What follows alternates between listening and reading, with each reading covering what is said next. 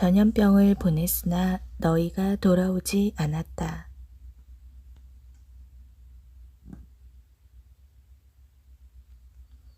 아모스의 메시지는 여러모로 우리 시대를 반영한다.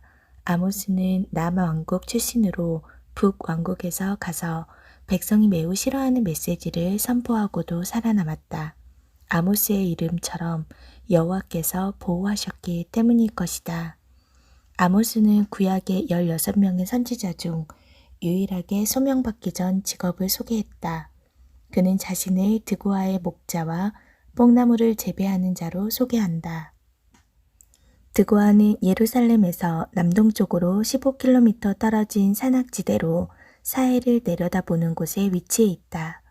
나는 선지자가 아니며 선지자의 아들도 아니라 나는 목자로 뽕나무를 재배하는 자로서 양떼를 따를 때에 여호와께서 내게 이르시기를 가서 내 백성 이스라엘에게 예언하라 하셨나니 그는 전문 선지자나 선지자 집안도 아닌 농사를 전문으로 하는 비즈니스맨에 속했다. 하나님은 평신도였던 그를 선지자로 세우신 것이다. 그는 남유다에서 북이스라엘로 파송된 일종의 단기 선교사였다. 아모스가 활동 시기는 유다에는 10대 오시아 왕과 이스라엘에는 13대 여보로암 2세가 통치하던 시대였다. 북왕국 여보로암 2세는 역대 왕 중 41년을 최장기로 통치했고 가장 막강했던 시대로 평화, 안정, 경제적 번영을 이끌었다. 베델에는 북왕국의 베델 성전이 있었다. 성전 시기 아마샤는 여보로암을 지지했는데 성전을 두고 왕의 성소이자 왕실로 자처했다. 성전은 여보로암의 소유이니 여보로암을 비방해서는 안 된다는 논리를 폈다. 종교가 스스로 잘 나가는 정치의 하수인이 되기를 자청한 것이다.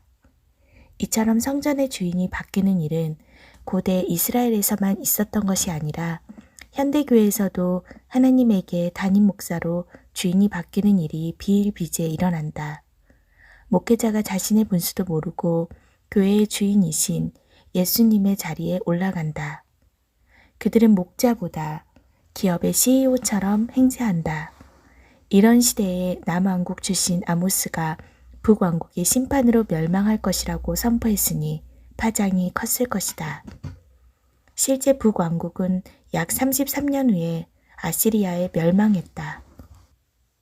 아모스의 중심 메시지는 무엇일까? 경제적인 번영을 누리는 외형적인 모습에 비해 내면적으로는 종교적인 위선, 도덕적인 부패, 사회적인 불법이 나라 전체에 만연하였다. 특히 성경의 어떤 책보다 강력한 윤리적 요구를 강조했다. 하나님의 백성은 삶에서 거룩하고 의로우신 하나님을 닮아가야 하기 때문이다. 선지자는 그들이 드리는 예배도 문제 삼았다. 하나님의 백성의 삶은 예배와 일치되어야 하기 때문이다. 이런 메시지는 이제 현대교회에서도 찾아보기 힘들게 되었다. 이 밖에도 아모스는 중요한 메시지 5가지를 문제 삼고 종교의 본질을 회복할 것을 호소했다. 1. 이교와 혼합된 예배. 2. 형식화된 종교의식. 3. 부와 의의 관계. 4. 사회적 정의와 공평. 5. 여호와의 날. 특히 아모스는 여호와의 날에 대해서 메시지를 선포했다. 대부분의 선지자가 그렇듯 아모스도 단지 북왕국에 대한 심판뿐 아니라 종말에 대한 환상과 심판을 병행했다. 내가 너희 중에 전염병을 보냈으나 너희가 내게로 돌아오지 아니하였느니라. 아모스가 선포한 7가지 재앙의 패턴은 우리 시대와 병행 구분을 이룬다.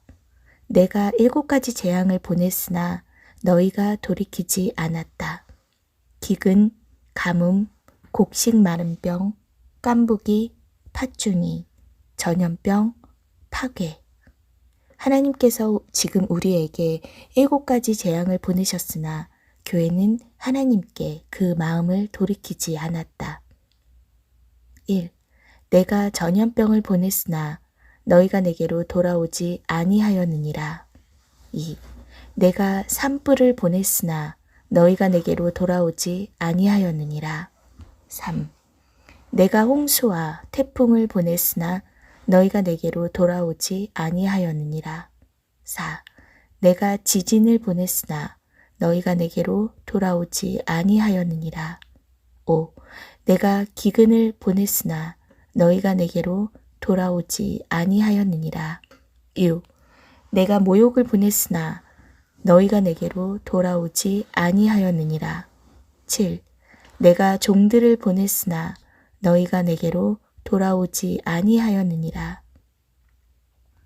누가 주님의 마음을 깨닫고 시원하게 해드렸습니까? 마침내 하나님은 결정적으로 베델 성전이 붕괴될 것을 선포하게 하셨다. 내가 보니 주께서 제단 곁에 서서 이르시되 기둥머리를 쳐서 문지방이 움직이게 하며 그것으로 부서져서 무리의 머리에 떨어지게 하라. 내가 그 남은 자를 칼로 죽이리니 그 중에서 한 사람도 도망가지 못하며 한 사람도 피하지 못하리라. 성전이 종교생활로 변질되고 우상숭배와 윤리적으로 타락했을 때 하나님은 먼저 종교를 심판하신다. 아모스는 이미 여호와의 날을 사모하지 말라 경고했는데 그들에게는 구원의 날이 아니라 무시무시한 심판의 날이기 때문이다. 얼마나 무서운 심판이 세상을 거세게 강타하는지 온 땅이 진동하고 하늘은 우주적인 붕괴가 일어난다. 아모스 시대를 보면서 지금 교회의 문이 닫힌 상황을 본다. 심판의 경고를 들었던 그들과 비교하여 우리가 더 나은 점이 있는가? 보이는 우상 대신에 우리는 마음에 수많은 우상을 숭배하고 교회는 형식적으로 도덕적으로 타락하지 않았는가? 아모스는 종말의 날, 여호와의 날이 올 것을 선포했다. 심판의 그 날이 온다. 하나님이 아모스에게 여름과일 한 바구니를 보여주신다. 여름과일은 잘 익은 것으로 대체로 9월에서 10월에 수확하는 것을 의미한다. 이때는 여름 가뭄에서 가을 우기로 접어드는 시점이며 티스리월에는 초막절이 있는 시기다. 아마도 여름 과일은 무화과나 올리브일 것이다. 잘 익은 과일은 오래 보관할 수 없기에 곧바로 먹어야 하듯 심판도 더는 지체할 수 없음을 뜻한다. 본문에서 사용되는 언어 유희가 있다. 여름 과일을 뜻하는 히브리어 단어 소리 콰이츠는 종말을 뜻하는 히브리어 단어 퀘이츠와 비슷한 소리가 난다. 만일 선지자가 1년 농사의 마지막 달을 염두에 두고 이 단어를 사용하였다면 우리는 마지막 달에 살고 있는 것이다. 머지않아 종말이 올 것이라는 의미다. 과일은 사람들에게 즐거움을 준다. 준비된 처녀들에게는 그럴 것이다. 그러나 누군가는 슬픔을 맞이할 것이다. 그날이 되면 기대했던 환희와 축복 대신 애곡과 애가를 부를 것이다. 드디어 그날이 온다. 심판으로 세상이 뒤집어질 그날이 온다. 주 여호와의 말씀이니라. 보라, 날이 이를치라.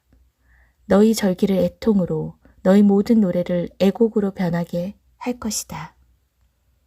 앞에서 이 절기는 초막절이라는 사실을 언급했다. 그들의 절기가 애통과 애곡으로 바뀐다. 한 메신저는 이것을 비밀의 커튼으로 받았다. 컨포메이션, 왜 하필 우리 시대에? 역사적으로 지금보다 더 적합한 시대는 없었고 준비하라 수많은 징조를 보내셨다. 많은 종들을 보내어 회개를 촉구했으나 그들은 여러 가지 이유를 들어 거절했고 모욕했고 조롱했다. 더없이 무관심했다. 그러나 돌아온 백성에게는 다른 약속을 선포하신다. 하나님을 존중히 여긴 이들과 무시한 자들을 구분하실 것이다. 그날에 내가 다윗의 장막을 일으킬 것이다. 회복의 가장 중요한 핵심은 하나님과 백성의 관계가 회복되는 것이다. 깨어진 마음으로 하나님을 사랑하기로 각오된 사람들, 하나님께서 내 백성, 나의 신부라고 부르실 그날이 온다.